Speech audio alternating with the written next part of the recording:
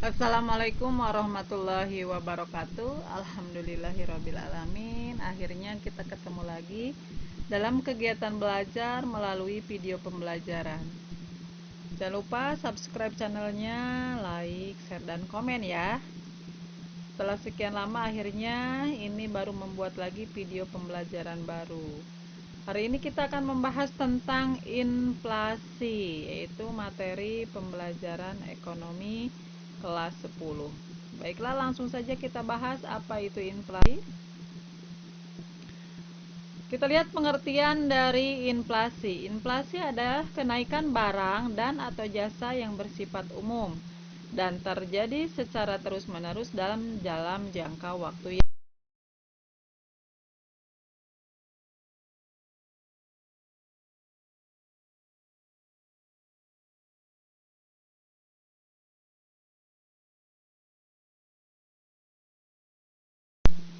Kita lihat yang pertama, inflasi berdasarkan tingkat keparahannya dibagi menjadi 4.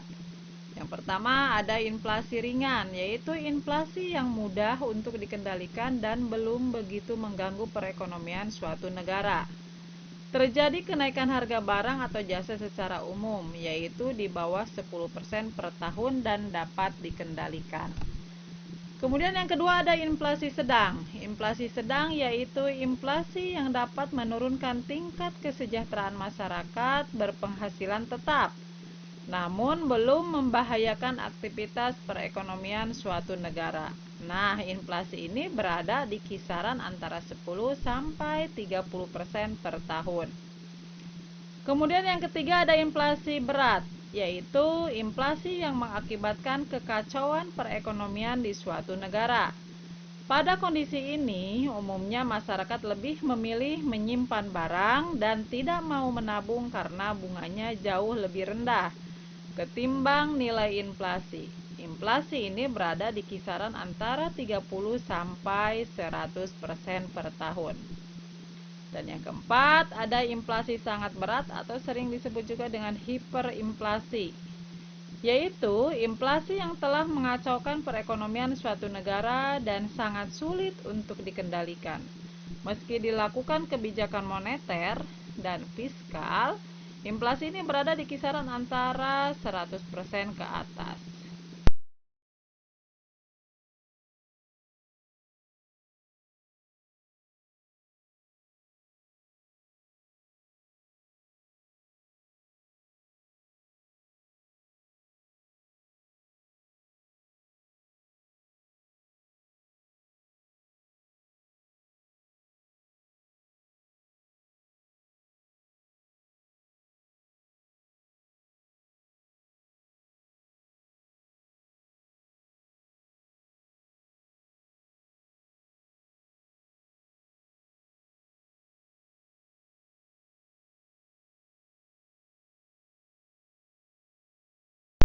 Selanjutnya kita lihat inflasi berdasarkan sumbernya dibagi menjadi 2. Ada domestic inflation atau inflasi domestik, yaitu inflasi yang bersumber dari dalam negeri. Inflasi ini terjadi karena jumlah uang di masyarakat lebih banyak daripada yang dibutuhkan. Kemudian yang kedua ada impor inflation atau inflasi impor, yaitu inflasi yang bersumber dari luar negeri. Inflasi ini terjadi pada negara yang melakukan perdagangan bebas, di mana ada kenaikan harga di luar negeri.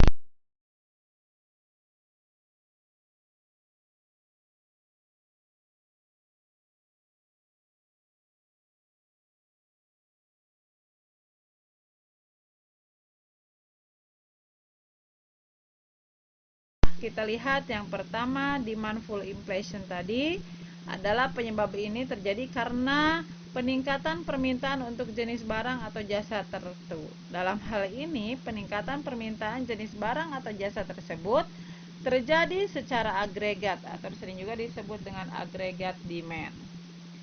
Kemudian faktor yang bisa menyebabkan terjadinya inflasi ini diantaranya adalah meningkatnya belanja pemerintah, meningkatnya permintaan barang untuk diekspor, dan meningkatnya permintaan barang untuk swasta.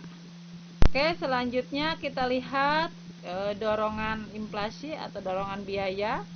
Penyebab inflasi ini terjadi karena peningkatan biaya produksi yang disebabkan oleh kenaikan harga bahan-bahan baku, seperti harga bahan bakar hingga upah buruh. Selanjutnya ada tingginya peredaran uang, yaitu penyebab inflasi ini karena uang yang beredar di masyarakat lebih banyak dibandingkan yang dibutuhkan. Ketika jumlah barang tetap, sedangkan uang yang beredar meningkat 2 kali lipat, bisa terjadi kenaikan harga-harga hingga 100%. Hal ini bisa terjadi ketika pemerintah menerapkan sistem anggaran defisit, di mana kekurangan anggaran tersebut diatasi dengan mencetak uang baru.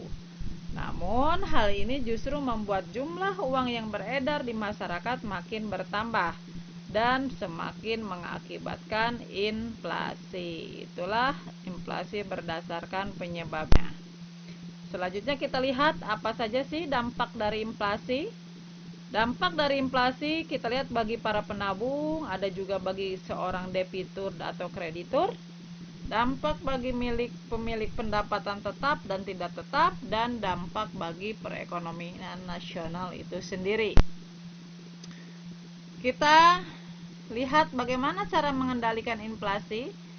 Untuk mengendalikan inflasi atau mengatasi inflasi, kita bisa menggunakan dua kebijakan, yaitu ada kebijakan moneter dan kebijakan fiskal. Kita bahas satu saja. Apa itu kebijakan moneter? Kebijakan moneter adalah kebijakan pemerintah melalui bank sentral sebagai pemegang otoritas moneter untuk mengendalikan jumlah uang yang beredar dalam rangka mencapai kestabilan ekonomi. Kemudian kita lihat tujuan kebijakan moneter itu sendiri adalah yang pertama untuk menjaga stabilitas ekonomi. Yang kedua untuk menjaga stabilitas harga. Yang ketiga meningkatkan kesempatan kerja. Dan yang keempat untuk memperbaiki posisi neraca perdagangan dan neraca pembayaran. Selanjutnya kita lihat jenis-jenis kebijakan moneter. Yang pertama ada kebijakan uang ketat atau sering disebut tight money policy. Yang kedua adalah kebijakan uang longgar.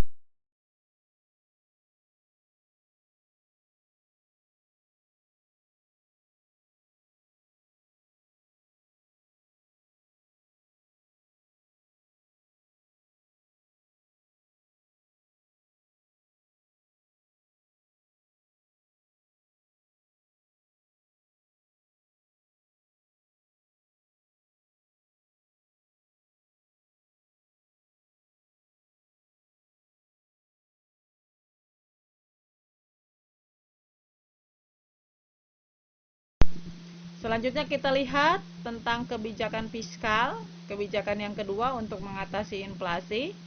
Kebijakan fiskal adalah suatu kebijakan ekonomi yang dilakukan oleh pemerintah dalam mengelola keuangan negara.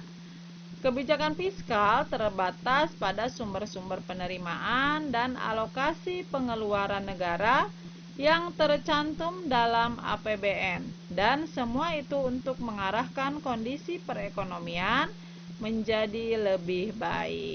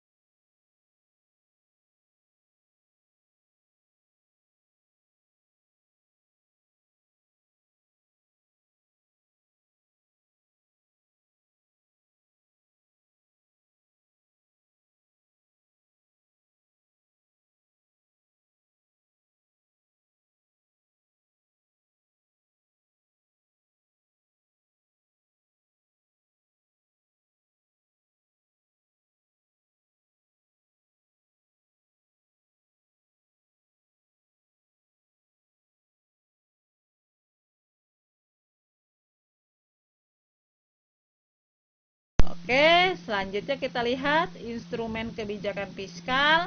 Yang pertama ada sistem perpajakan. Dengan menaikkan tarif pajak, pemerintah bermaksud memperkuat kas pemerintah. Kemudian ada politik anggaran, yaitu pemerintah dapat menjalankan politik anggaran, baik anggaran berimbang maupun anggaran tidak berimbang. Dan yang ketiga adalah pinjaman pemerintah. Dalam kondisi tertentu, terutama pemerintah mengutamakan mengejar tingkat pertumbuhan perekonomian, maka pemerintah dapat melakukan pinjaman pemerintah dengan menjual surat utang negara atau sering disebut juga dengan SUN. Kebijakan ini diambil dengan tujuan untuk membiayai pengeluaran pemerintah dan sekaligus bisa menekan laju inflasi di masyarakat.